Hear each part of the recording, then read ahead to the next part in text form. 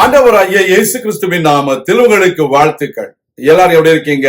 சோமா இருக்கீங்களா? சந்தோஷமா இருக்கீங்களா? இந்த நாளிலும் ஆண்டவர் கொடுக்கிற ஆசீர்வாதமான வார்த்தை பிரசங்கி 5ஆம் அதிகாரம் 1ஆம் வசனம்.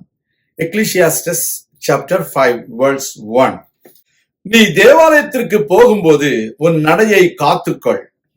மூடர் பலியிடுவதைப் போல பலியிடுவதை பார்க்கிலும் செவி கொடுக்க சேர்வதே நலம். தாங்கள் செய்கிறது தீமை என்று அறியாதிருக்கிறார்கள். அருமையான தேவனுடைய பிள்ளைகளே, தேவாலயத்திற்கு போகும் பொழுது நம்முடைய நடையை காத்துக் கொள்ள வேண்டும். Dear children of God, we should guard our steps when you go to the house of the Lord.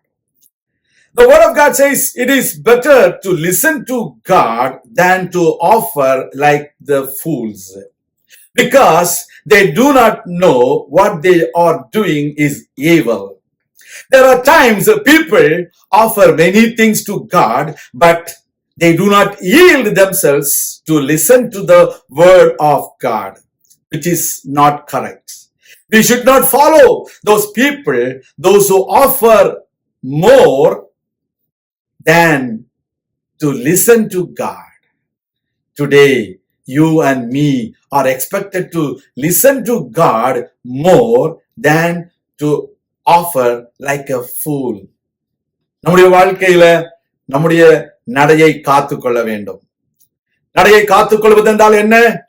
நாம் தேவனுக்கு பிரியமான முறையிலே தேவாலயத்திலே நடந்து கொள்ள வேண்டும். நம்முடைய கண்கள், நம்முடைய செயல்கள், நம்முடைய உடை, நடை, பாவனை எல்லாமே தேவனுக்கு பிரியமாக இருக்க வேண்டும். We need to understand, we need to guard our steps when we go to the house of the Lord. We need to make sure that we speak the truth. We see in a holy way. We should not be like the unbelievers. We need to make sure that we do not be an hindrance to somebody listening to the word of God. We should not be a hindrance to somebody who wants to follow the word of God. We always have to encourage others to keep the word of God. We need to help others to edify themselves in their Christian life. That is the way we can guard ourselves when we go to the house of the Lord. தேவனுடைய ஆலயத்திற்கு செல்லும் பொழுது பிறருக்கு நாம் இடையூறு பண்ணுகிறவர்களாக இருக்கக்கூடாது.